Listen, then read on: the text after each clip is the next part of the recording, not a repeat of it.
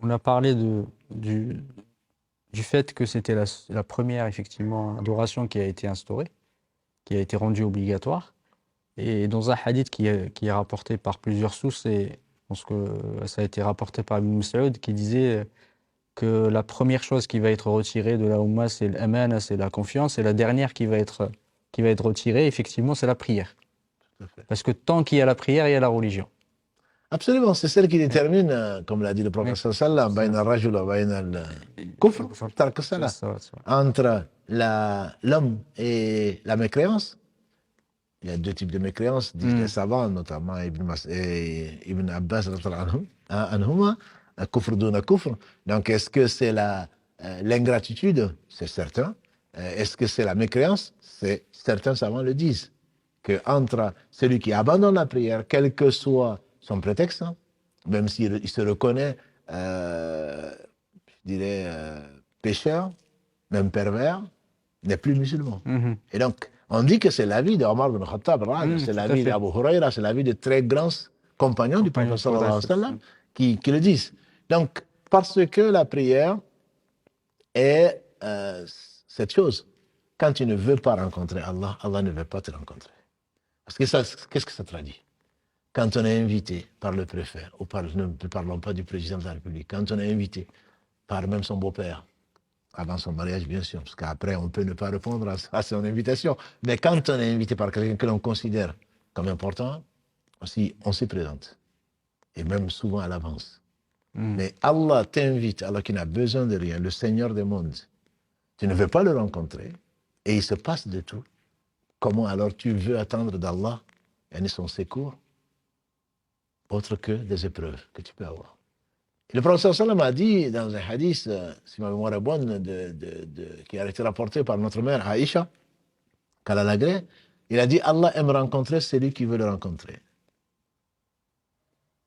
Et il n'aime pas rencontrer celui qui ne veut pas le rencontrer. Notre mère Aïcha lui a dit, Ya Rasulallah, on a tous peur de la mort. Elle a pensé à la mort, bien sûr, le hadith, c'était par rapport à la mort. Et il dit non, ce n'est pas celui-là. Ce n'est pas celui-là, ce n'est pas de ça dont je parle. Celui qui aime rencontrer Allah, jusqu'à la fin du hadith, l'ange de la mort arrive, il ne l'effraie pas, il se met à quelque distance, il passe le salam, etc. Donc, aimer Allah, c'est nécessairement aimer le rencontrer. Et les meilleurs d'entre nous ont la nostalgie, ils disent. Le 11, c'est l'amour de la compagnie d'Allah. Parce que la compagnie d'Allah te manque. Quand tu lis dans le Coran, Inna Allah ma'a, Inna Allah ma'a, Inna Allah ma'a, Allah est avec les. C'est-à-dire que c'est sa compagnie khas, sa compagnie donc particulière, avec les pieux, avec les gens qui patientent, avec qui. Donc quand tu es dans la prière, tu es en compagnie d'Allah. Une compagnie qui est exclusive, une compagnie qui doit être recherchée. Et donc l'être avec Allah, quelqu'un qui disait, j'ai bien aimé cette phrase, c'est être parmi les hommes et avec Allah. Parmi les hommes et avec Allah. C'est-à-dire même dans notre live, il faut être avec Allah. Bien qu'on soit ensemble, on soit les uns et les autres sur le même lieu, mais l'esprit, le cœur surtout, doit être présent. Et c'est toute l'importance de la prière au-delà donc de l'administratif. Et donc cette prière, ne pas aimer la prière, elle est lourde, comme tu l'as souligné, comme le dit le verset, mais ne pas aimer la prière, c'est ne pas aimer la rencontre d'Allah. Allah dit que c'est lourd, mais il fait une exception. Ce sont les gens donc qui aiment le rencontrer, qui sont certains de le rencontrer, on le rencontrera tous. Voilà. Donc cette rencontre-là est une vérité et elle va arriver. Donc pour que tu te prépares à cette rencontre, il faut que tu passes par la prière. C'est Allah qui dépeint les gens. Les khashi'in, c'est ceux qui sont accrochés à la prière et dont la crainte, ou plutôt l'objectif principal, c'est la rencontre d'Allah. Tout à fait. Et donc c'est ce qui amène, c'est l'une des importances, et peut-être sans rentrer encore dans les mérites. Donc c'est l'une des importances Tout de à la fait. prière. La rencontre du Seigneur n'a pas d'équivalent. Exactement. Effectivement, cette petite rencontre prépare Ouais, à la grande. à la grande. Et la qualité de cette rencontre, Allahu A'lam, j'espère, présage de la qualité de la grande. Certainement. Certainement, l'un dépend de l'autre, c'est Oui. sûr. Si la prunelle des yeux du prophète sallam était dans la prière, c'est bien parce que et il aura le degré le plus élevé des prophètes, alayhi salatu wassalam. Et quand chaque fois qu'une chose lui arrivait, comme souci, il se souciait surtout de la rencontre d'Allah, puis pour sa communauté, à quoi il recourait? Il recourait à la prière. Et Allah nous dit, wasta'inu bis-sabri was-salah, cherchez moyen de vous aider au travers de la patience, certes, mais de la prière. C'est que les patients n'ont pas, s'ils ne font pas la prière, toi tu l'as. C'est-à-dire que tu demandes le secours à Allah, tu te réfugies auprès d'Allah et Allah suffit. Et donc c'est avec tout cet esprit-là, certainement si tu mets ta confiance en Allah, il se peut qu'il te compte parmi ceux qui rentrent au paradis sans leur demander les comptes. Puisque dans le fameux hadith des 70 000, il conclut, alayhi salatu wassalam, par ceux qui mettent leur confiance en Allah.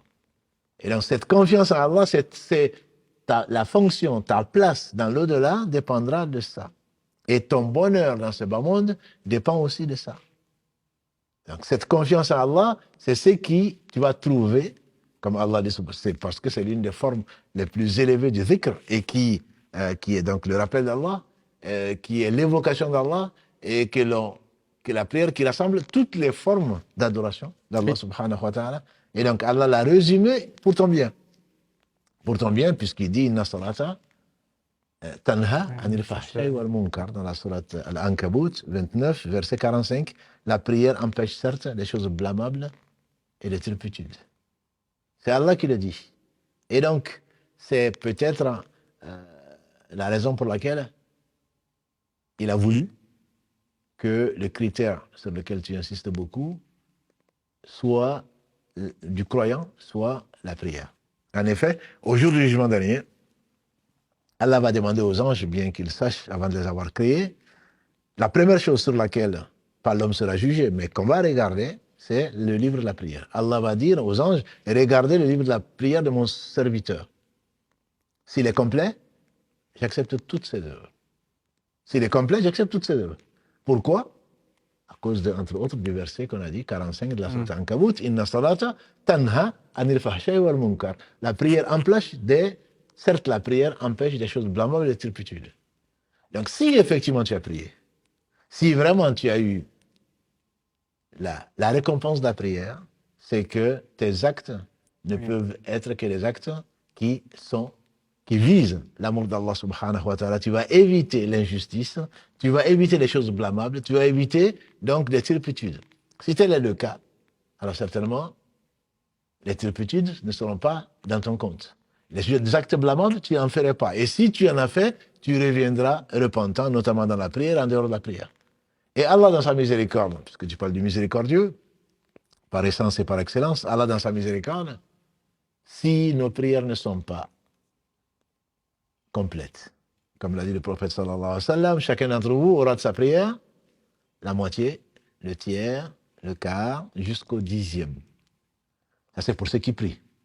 Ceux qui ne prient pas, n'en parlons pas. Si la prière n'est pas complète, et Allah seul sait s'il va accepter. Donc, ce qu'il accepte, c'est ce qui est fait pour lui, et donc la présence. Tu vas chez un roi de ce bas monde, ou un dignitaire de ce bas monde, et puis tu commences à regarder ton portable. Tu es ailleurs. Tu regardes quels sont les messages que tu as reçus. Et qu'est-ce que tu dois faire? En présence, la personne te voit, puisque Allah sait tout. Tu ne vas pas lui cacher. À la limite, je veux dire, que tu mets des écouteurs ou autre chose, tu te diras, non, il ne saura pas. Mais Allah le sait. Donc comment tu vas te présenter devant Allah avec l'esprit vagabond?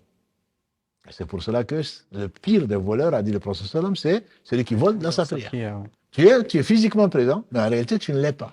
Qu'Allah nous pardonne. C'est pour cela qu'on n'a pas plus que la moitié de la prière. Donc, si effectivement tu es présent, tu as eu la prière, Allah dans sa miséricorde, s'il te manque encore des prières, et pour beaucoup qui ont commencé la prière, on reviendra peut-être dessus, comment rattraper la prière, si on peut la rattraper. Pour beaucoup, ils ont commencé à 20 ans, et là, ils sont contents. Moi, j'ai fait la prière depuis 20 ans. Moi, j'ai fait la prière depuis, certains ont commencé à 40 ans, d'autres ont commencé plus tard. Et d'autres pensent, parce qu'ils ont commencé à 7 ans, que la prière a été acceptée. Et pourtant, ils sont voleurs, menteurs, brigands, dictateurs dans leur famille. Non. Si, malgré que Allah n'ait pas accepté certaines de nos prières, il dit aux anges, j'ai regardé les prières surrogatoires. Les prières qui s'est imposées lui-même. C'est le fameux hadith de Abu Huraira, quand la guerre où le prophète sallam a dit, Allah dit qu'il déclare la guerre à celui qui se fait l'ennemi de l'un de ses alliés, un de ses wali, un de ses awliya. Mon serviteur ne se rapproche de moi par rien qui m'est plus agréable que ce que je lui ai rendu obligatoire. Ensuite, il ne cesse pas de se rapprocher de moi par les œuvres qui s'imposent, surrogatoires, jusqu'à ce que je l'aime. Et donc, au travers des œuvres que tu t'imposes, et dont la prière, alors Allah dit, regardez ce qui s'est imposé. Et on va prendre. C'est surrogatoire, donc on va le diviser par 10. Non. Et Allah dit aux anges de rajouter les œuvres surrogatoires de prière. Est-ce que c'est complet? Les anges diront oui, on espère dans notre cas. Allah dit alors j'accepte toutes les œuvres de mon serviteur. Et si tu as été des paresseux, que tu as préféré autre chose à faire des prières surrogatoires, comment tu vas justifier? Parce qu'à ce moment-là, si la prière surrogatoire à rajouter à l'obligatoire n'est pas suffisante, n'est pas complète, alors Allah dit regardez les autres œuvres. Quand on regarde les autres œuvres, comme l'a dit le prophète sallallahu alayhi wa sallam, notre mère Aïcha, radiallahu ta'ala anha, quand on juge, quand on va dans le détail, le châtiment suit. Et elle a dit, ya Rasulallah, Allah ne dit-il pas,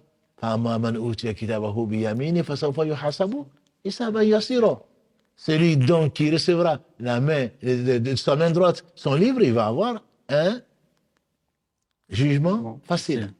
Il a dit à Aïcha, ça c'est le jugement général en gros.